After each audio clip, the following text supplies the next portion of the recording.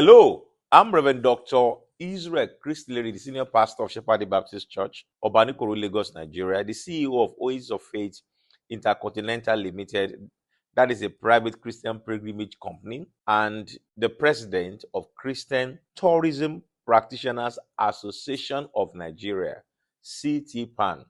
That is the umbrella body for all private pilgrimage operators in Nigeria. I want you to spare me just a few minutes to watch this video. If you are a traveler who carries a Nigerian passport, or if you have someone close to you who travels with a Nigerian passport. I had a very traumatic experience at CAIRO International Airport recently on April 30, 2024, and I need to share this with you.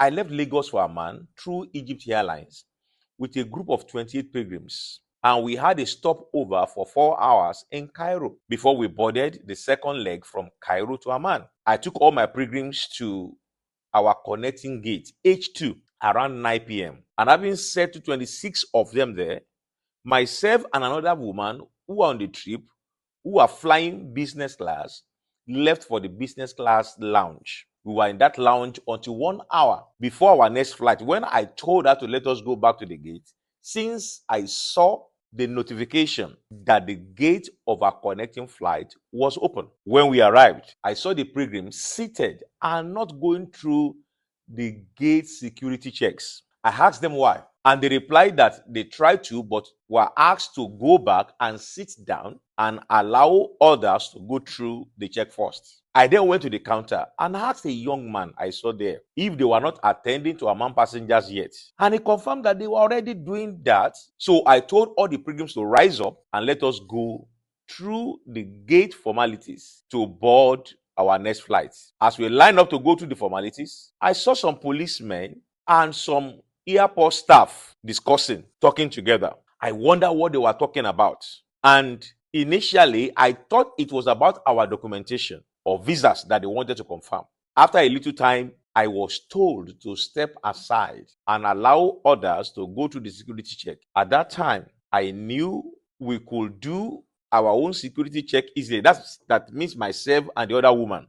So I told her to wait for me while others can go through their security check. Some policemen then asked me to follow them to their office. At this time, I still assumed it had to do with our documentation. So I brought all the documents relating to our trip and asked the woman to wait until I returned to the gate. They then took me to the office of the head of the police of the airport, and 3 police officers entered with me while about 12 others were outside looking at us through the door, which was left open. Then the chief police officer asked me if I knew what offense I had committed. I wondered what the offense was and replied I had not committed any offense. Then they brought a man in as an interpreter who told me in English language that a lady had just accused me of sexual assault and the punishment was jail and I should be ready to go to jail. My first comments were, who, where,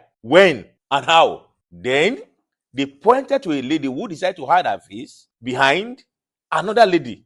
When I tried to look at her direction, I told the interpreter I had never seen the lady talk less of talking with her. The police chief then said, in our country, we believe the word of any woman as true. And that means with or without evidence, you are guilty. He then said there was a video evidence. When I heard that there was a video evidence, I was relieved and I requested for the video evidence. The letter said there was no need for video evidence because it will make me miss my flight unless I agreed to their offered solution. I made it clear that if they had any video evidence, they would not find me there. For I had been at the business class lounge for 3 hours and I had an alibi among my pilgrims who was there with me in the lounge till we left for the gate. Then they said there was a witness, and immediately a young man came forward who stated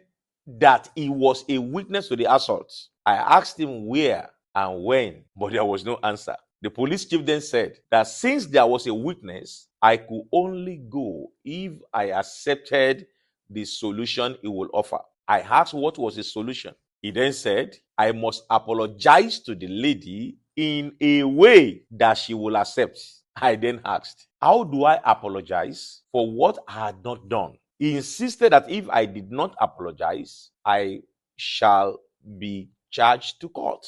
I then tried to look in the direction of the lady, who was still hiding her face behind another lady, and said, Lady, I have never met you. I have no idea of what you are talking about, but possibly someone else has attacked you and you mistook me for the person. Nevertheless, sorry to you if you're offended. Anyway, but let it be known that I have no idea of what you are saying. The police chief then turned to a man who was said to be her boss if my apology was accepted, and he said it was okay. The police chief then said I should follow him to another office and leave my hand luggage behind. I objected to that idea by saying I cannot leave my bag behind because the rule of every airport is that passengers must always be with their luggage. I cannot leave my luggage behind. Around this time, I began to discern that they were up to something. They were trying to look for every means to set me up. When we got to the other office, I was asked to wait outside. When the police chief and other officers entered, at this time, I told myself that if these people succeeded, there was no way to free myself. I was totally isolated from my pilgrims, who were supposed to be boarding the next flight. And I could not understand their conversation, which they were making in Arabic. I then picked up my phone, pressed the record button, and kept the phone back in my pocket. At least that will be my only evidence in the future. After a while, I was invited into the office and I was asked to come and sign a document they had prepared in Arabic. I refused to sign because I told them I did not know what they had written. That would be stupid of me as an educated person. They said if I did not sign, I will go to jail. They said it does not matter, that what they actually wrote was just a settlement. And I still said no. To the glory of God, I had spent over 25 years of my life studying up to PhD level. I cannot sign what I do not know. The police chief then got angry and shouted me down and said, you will miss your flight and I will detain you and charge you to court. The following morning, I then said to him, if God says I will go to jail for an offense I did not commit, so be it. But I will not sign unless I know what was written. Then the so-called interpreter offered to read the content to my hearing. And I told him I could not trust his reading. I insisted I could only sign if they could rewrite it in English. When they began to pressure me, I took the biro and wrote below the Arabic write-up, I do not know. I plan to write below, I do not know what was written above, but I am compelled to sign this document. Therefore, I am not aware of the contents above. But when they saw me writing, I do not in English, one of the officers snatched the biro from me and shouted me down. The police chief then insisted if I did not sign, I will miss my flight, which will have taken off, and they would detain me and charge me to court the following morning. Then an idea came to my mind. Since I succeeded in writing, I do not below the Arabic, it speaks volume. So I picked the biro again and wrote my surname. While doing that, the desk manager of the check-in counter came in and talked to them in Arabic like magic. They handed over my passport to me and asked him to take me to the aircraft. I did not understand the magic words that effected my release until I got to the tarmac. Right at the foot of the aircraft, I saw all my 27 pilgrims standing at the entrance of the aircraft. They had refused to board the plane unless their leader was released, against all pleas and threats, even from the pilot, who told them he would take off without them. They refused to enter the aircraft unless their leader was released. Now I know that was my saving grace. The refusal of 27 persons who had already checked in to enter The plane frustrated their plots. That was the report the desk manager brought to this syndicate at their airport. They would have succeeded if I were traveling alone. I wondered what they would have achieved if there were no people that I was traveling with.